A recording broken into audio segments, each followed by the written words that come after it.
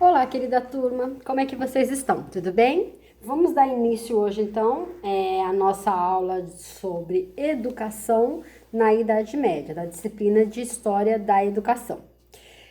Nas aulas anteriores, né, nós conversamos sobre a educação desde o período da chamada pré-história, né, ou do período em que ainda não havia a escrita como nós conhecemos propriamente hoje.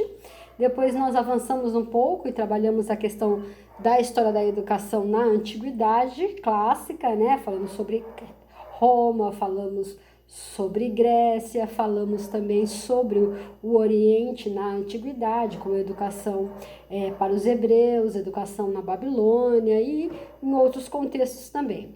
Agora então nós vamos avançar um pouco, né, e vamos falar sobre este período, né, dito como Idade Média, também conhecido como Idade das Trevas e coisas do gênero.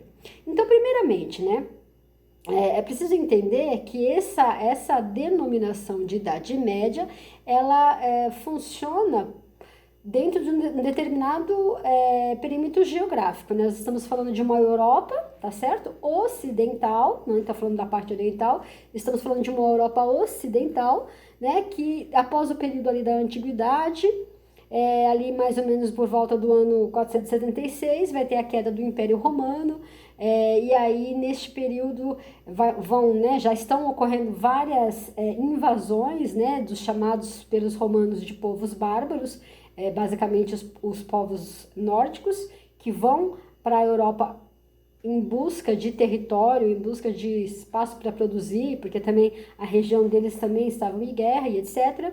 E aí, com o desmantelamento do Império Romano, nessa Europa específica, nós vamos ter isso que depois, então, os historiadores chamaram de Idade Média. Essa Idade Média ocidental, ela vai ter uma média de 1000 anos, né? Desde 476, com a queda do Império Romano, até a tomada de Constantinopla em 1453. Então, estamos falando de 1000 anos, o que ficaria muito difícil, né, falar sobre a educação neste período inteiro, né, porque a gente acabaria incorrendo em simplificações. Contudo, vamos falar aqui dos principais pontos da educação neste período. Primeira coisa que a gente tem que entender é que não é assim, caiu o Império Romano, agora mudou tudo. Então, esquece tudo que aconteceu na antiguidade e agora é um novo momento, uma nova história. Não é assim que as coisas funcionam. Tudo ocorre de uma maneira muito lenta, né? Então, você vai perceber que, principalmente no início dessa chamada Idade Média, existe uma mistura, né, de elementos gregos romanos, elementos germânicos, elementos cristãos.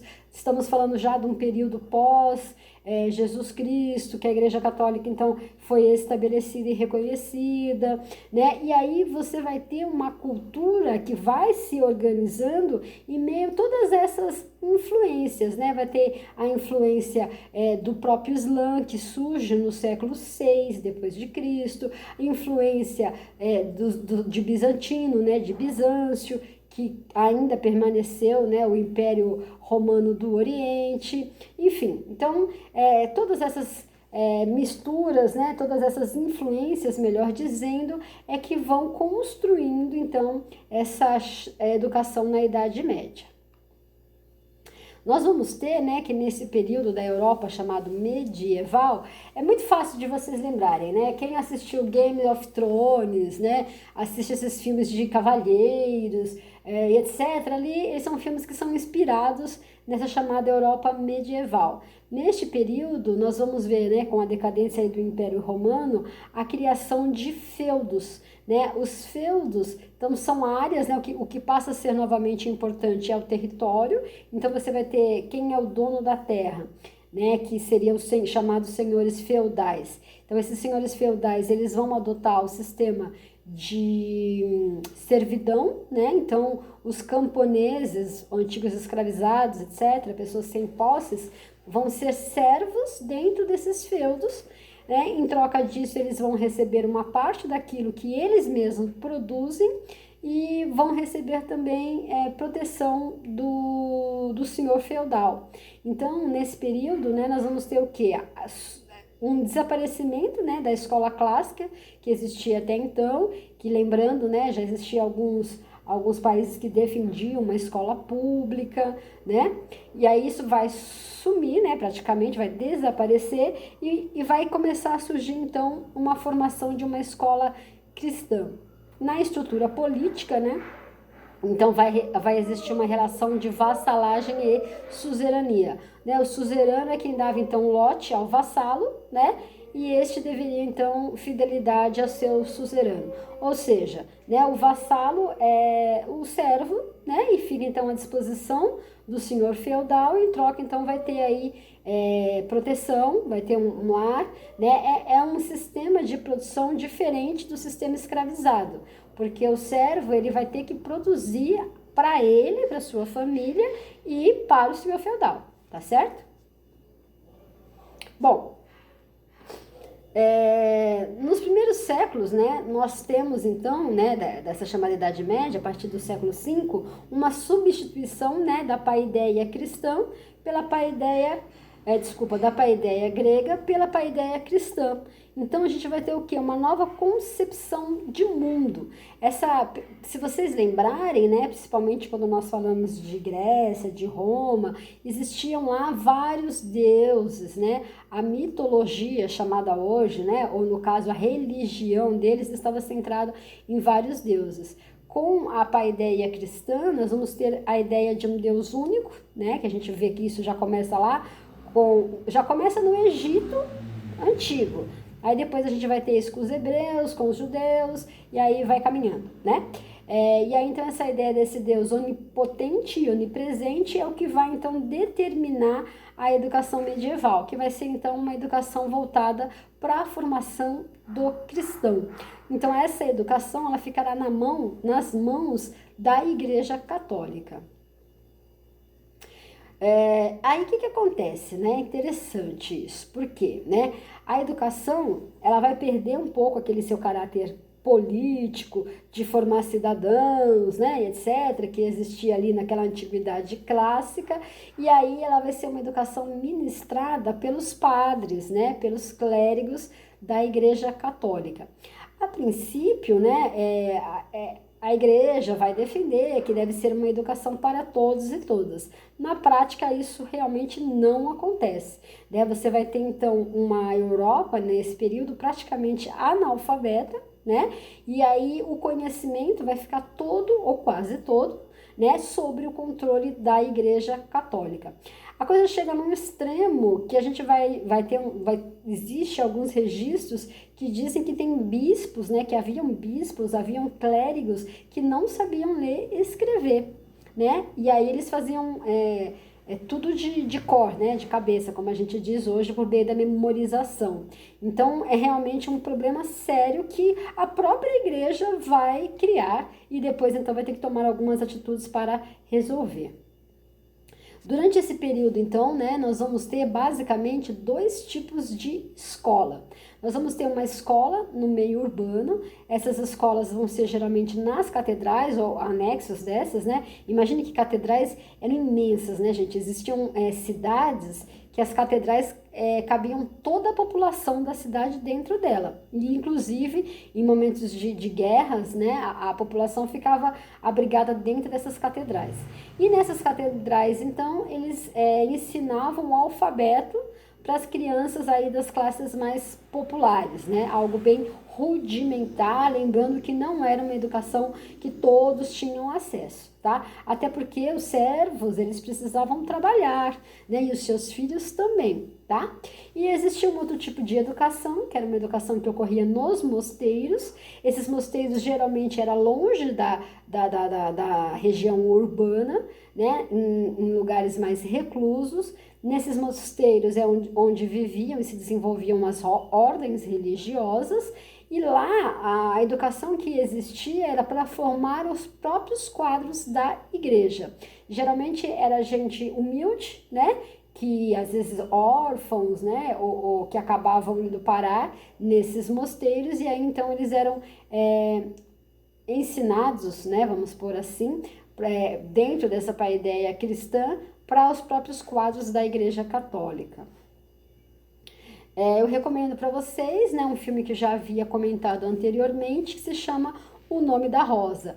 Ele é um filme que tem o mesmo nome do livro, né, o livro é de Umberto Eco, um italiano, e aí a história, né, ela vai passar num mosteiro. A primeira imagem que vocês vão averiguar no canto superior esquerdo é um mosteiro, né, então, que é onde foi gravado, né, o filme. Então ele fica bem no alto, bem isolado, numa região fora da vida urbana, né? E aí nesse mosteiro a história é muito interessante, porque você vai ter aí uma discussão entre os beneditinos e os franciscanos, se eu não me engano, né? E nessa discussão, uma das questões que está é sobre o riso e sobre o acesso às obras clássicas da antiguidade ocidental, principalmente, né? Essas obras, elas são proibidas, né?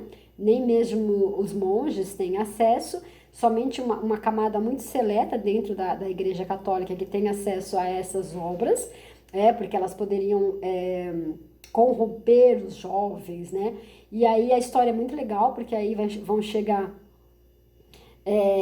um franciscano para investigar uma série de assassinatos que estão ocorrendo nesse mosteiro. Os assassinatos são um pano de fundo, né? Mas o interessante é vocês observarem como é que se dava o processo de educação, como é que era a organização, a atmosfera dentro do mosteiro, a pobreza do povo que vivia em volta desse mosteiro, a demonização da mulher, né? Que é algo muito presente aí dentro desse período chamado Idade Média Ocidental.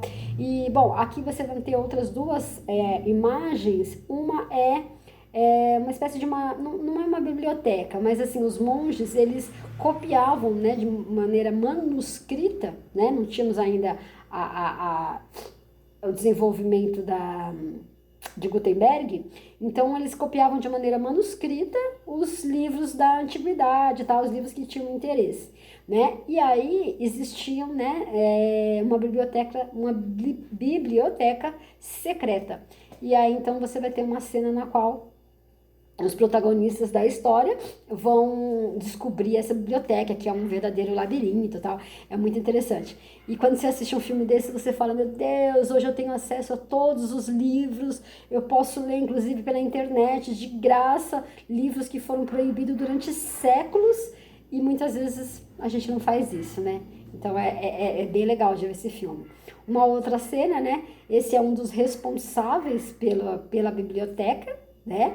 E aí ele vai ter aí uma participação extremamente interessante, e inclusive a gente vai observar a presença da homossexualidade entre esses monges, né? Então, interessante. Aí aqui nós vamos ter uma última cena, né? A gente adora o filme, no qual eles descobrem a biblioteca. Então você vê aí a felicidade quando eles chegam nessa biblioteca secreta e tal. Bom, dando continuidade, né, o método que se utilizava na escola cristã era aquele método que foi herdado da educação clássica, que era um método de memorização, repetição oral, do que você aprendia, né? Você tinha que falar de cor e em voz alta. Posteriormente, ainda no período da Idade Média, vai se abolir a voz alta porque era muito confuso, né? Tava muita confusão, bagunçava muito. E aí, então, passa a se ter uma leitura silenciosa. Existia também, né, um diálogo que ocorria entre o mestre e o discípulo. Isso tudo acontecia em latim, claro. Só que assim, é interessante que esse diálogo não é uma dialética como acontecia no período clássico, né?